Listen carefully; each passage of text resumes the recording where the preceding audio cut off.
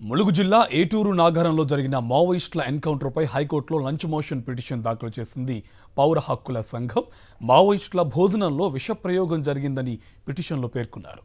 వీటితో పాటు పోలీసుల ఎన్కౌంటర్ సమక్షంలో పోస్టుమార్టం చేయాలని, ఇక ఆ సమయంలో వీడియో రికార్డ్ చేయాలని పిటిషన్లో పేర్కొన్నారు పౌర హక్కుల సంఘం.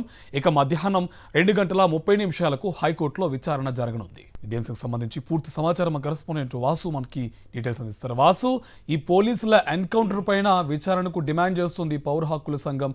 ఇంకోవైపు మావోయిస్టుల భోజనంలో విషప్రయోగం జరిగిందని ఆరోపిస్తుంది. పూర్తి సమాచారం ఏంటి?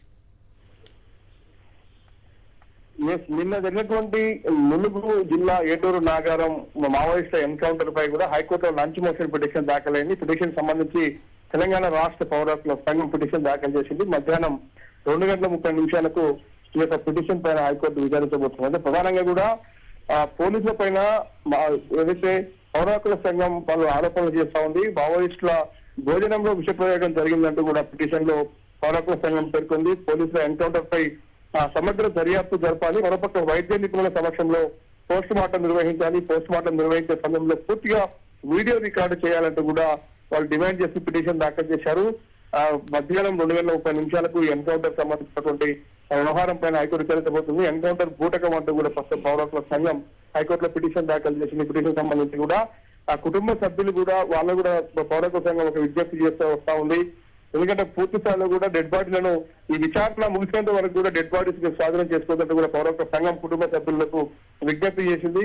కానీ చూడాలి 2:30 హైకోర్టు విచారణ ఏం చెప్పబోతోంది. ఎన్కౌంటర్ లో పాల్గొన్న పోలీసుల పైన కేసులు నమోదు చేయాలంటూ కూడా ప్రస్తుతం పౌర హక్కుల సంఘం డిమాండ్ చేస్తా ఉంది. దీనికి సంబంధించి హైకోర్టు ఎలాంటి ఆదేశాలు జారీ చేసింది మరి కాసేపట్లో హైకోర్టులో నిన్న జరిగిన ఏటూరు నాగారం మావోయిస్టుల ఎన్కౌంటర్ సంబంధించి మరి కాసేపటి విచారణ ప్రారంభంగా.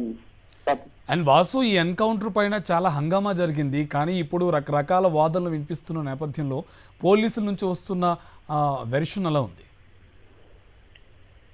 పోలీస్ వర్షన్ కూడా చాలా క్లియర్ గా వాళ్ళు చెప్తా ఉన్నారు. నిన్న ఎదురుపడ్డ నేపథ్యంలో కూడా అక్కడ జరిగినటువంటి 2 గిరిజనుల హత్యల తర్వాత కూడా ఏదైతే గ్రాంట్స్ దళాలు కొంతకాలంగా అక్కడ కోమింగ్ చేస్తున్న నేపథ్యంలో కూడా ఎదురుపడ్డ నేపథ్యంలో ఎదురు కాల్పులు జరిపారు. మొదటగా మావోయిస్టులే కాల్పులకు తెగబడ్డారంటూ కూడా పోలీసులు చెప్తా ఉన్నారు. ఆ పోలీసులు సంబంధించినటువంటి వర్షన్ ఒక విధంగా ఉంటే పౌర హక్కుల సంఘం మాత్రం మరో వర్షన్ ఇప్పిస్తా ఉంది. వాళ్లకు ముందుగానే వాళ్ళ సమాచారం తెలుసుకొని విషప్రయోగం జరిపి ఆ తర్వాత వాళ్ళను కాల్చి చంపారంటూ కూడా ఆ ప్రస్తుతం అయితే వీళ్ళు ఆరోపణలు చేస్తా ఉన్నారు. దీనికి సంబంధించి పోస్ట్ మార్టం ఎవరైతే వైద్య నిపుణుల సమక్షంలో పోస్ట్ మార్టం నిర్వహించాలి, ఆ నిర్వహించినట్టయితే ఖచ్చితంగా కూడా విషప్రయోగం జరిగిందా లేదా అని తేల్చే అవకాశం ఉంటుంది. మరోపక్క బూటకి ఎన్కౌంటర్ అయిన నేపథ్యంలో కూడా ఎలాగైనా ఆధారాలు సమర్పిస్తే ఖచ్చితంగా పోలీసుల పైన కూడా కేసులు నమోదు చేసే అవకాశం ఉంటుంది. గతంలో పలు కేసుల్లో కూడా ఎన్కౌంటర్ల విషయంలో కూడా కోర్టులో ఆదేశాలు జారీ చేసిన నేపథ్యం కూడా కనిపిస్తా ఉంది. కానీ ఈ ఎన్కౌంటర్ సంబంధించి పూర్తిగా కూడా చాలా దట్టమైన అడవుల్లో జరిగిన ఎన్కౌంటర్ సంబంధించి కూడా కొన్ని వీడియోస్ కూడా రిలీజ్ అవ్వడం జరిగింది.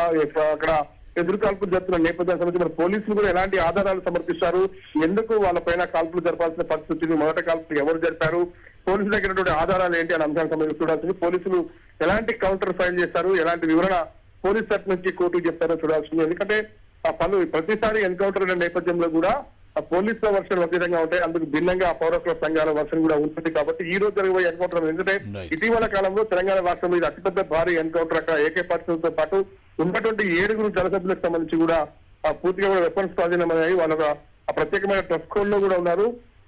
కాబట్టి ఇదంతా కూడా ఒక మావోయిస్టు పార్టీకి సంబంధించి కీలక సభ్యులు కూడా ఇక్కడ చనిపోయిన నేపథ్యంలో కూడా పౌర హక్కుల సంఘం ఈ యొక్క పిటిషన్ దాఖలు చేసింది. ఈ పిటిషన్ పైన మరి కోర్టు ఎలాంటి ఆదేశాలు జారీ చేస్తుంది, పోలీసుల వర్షన్ ఏం ఉండబోతుందో మరి కాసేపట్లో తెలిసే అవకాశం ఉంది. Thank you Vasu.